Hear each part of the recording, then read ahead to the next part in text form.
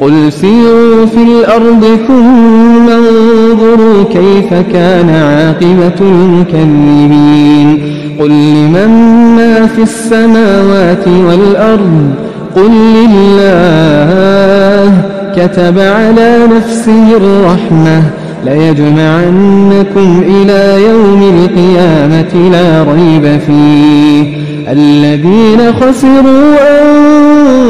أنفسهم فهم لا يؤمنون وله ما سكن في الليل والنهار وهو السميع العليم قل أغير الله أتخذ وليا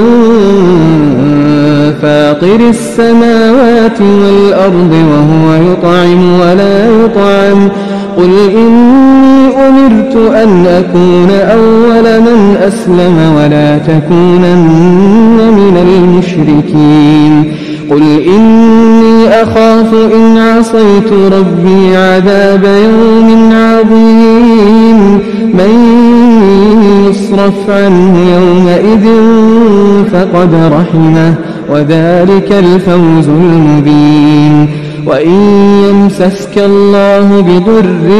فلا كاشف له إلا هو وإن يمسسك بخير فهو على كل شيء قدير وهو القاهر فوق عباده وهو الحكيم الخبير قل أي شيء أكبر شهادة قل الله شهيد بيني وبينكم وأوحي إلي هذا القرآن لأنذركم به ومن بلغ أئنكم لتشهدون أن مع الله آلهة أخرى قل لا أشهد قل إنما هو إله واحد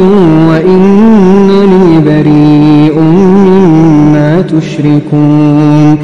الذين آتيناهم الكتاب يعرفونه كما يعرفون أبناءهم الذين خسروا أنفسهم فهم لا يؤمنون